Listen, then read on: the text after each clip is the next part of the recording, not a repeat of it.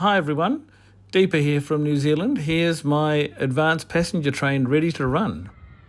So here we are outside, and unfortunately there appears to be a rather loud rugby game taking place in the park next door, so you'll have to excuse the squealing and shouting, which appears to be a tradition in that game.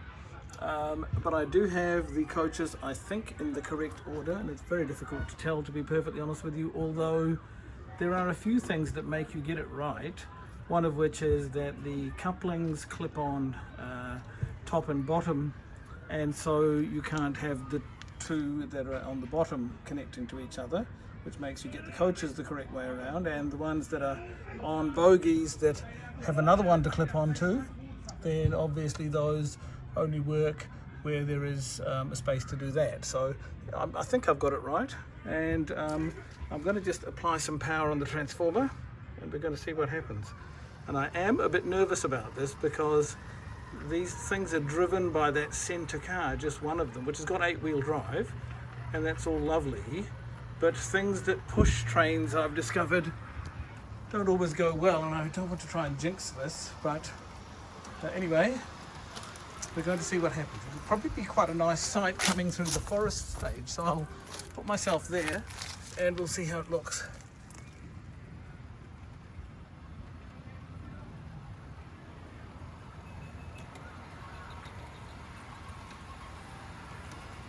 Certainly runs very smoothly.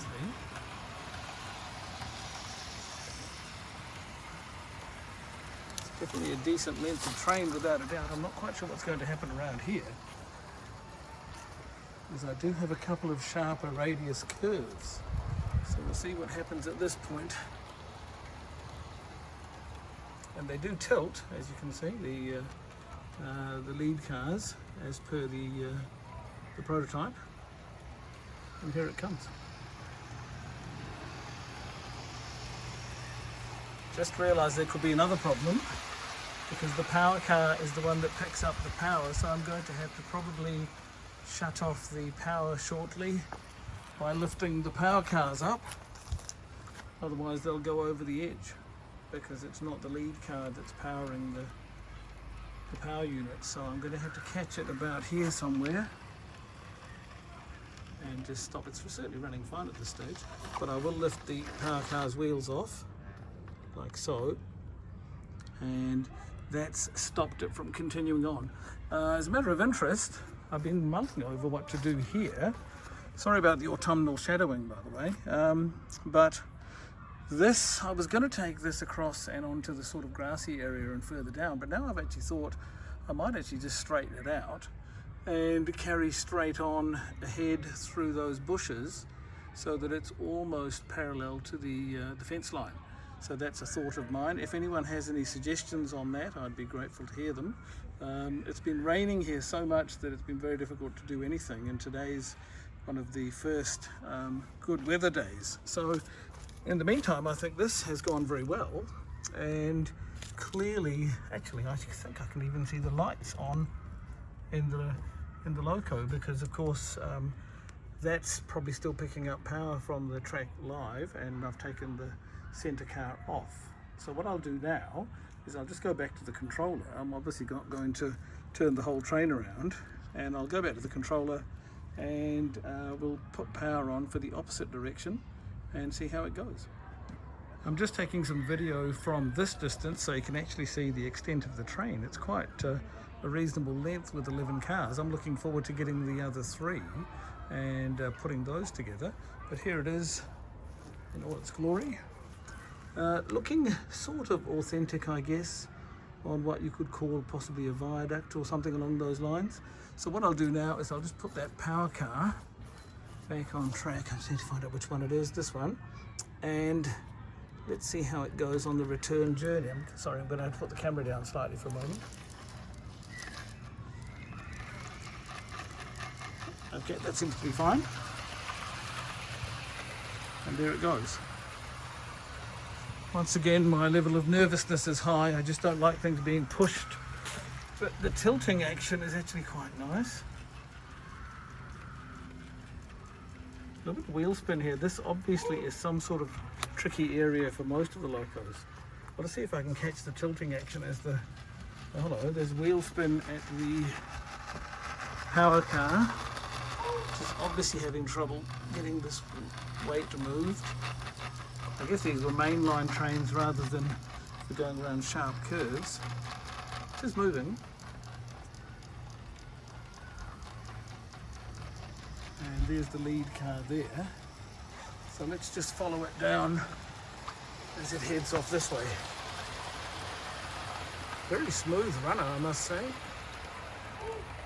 Seems quite tolerant of the track, which is, as you know, not exactly perfect. Sorry for my shadow here. Pick it up as it comes through here. This should be quite a nice sight. It won't be a nice sight if I don't stop the train down the other end though, because as per the journey on the opposite direction, I will have to take the power car off the track so it doesn't continue powering the train, which I'm going to do now. Okay, so that was the wrong car. Got it. Phew. Okay, well, I think I can rest easy now. Oh, actually, I didn't realise that. But it has actually gone far enough to knock off the buffer stop at the end of the isolation track. So for this particular train, of course, this is potentially an issue. Interestingly, these coaches appear to have lights, which I didn't know. That one doesn't. The power cars obviously don't. This one does. So does this one. And this one.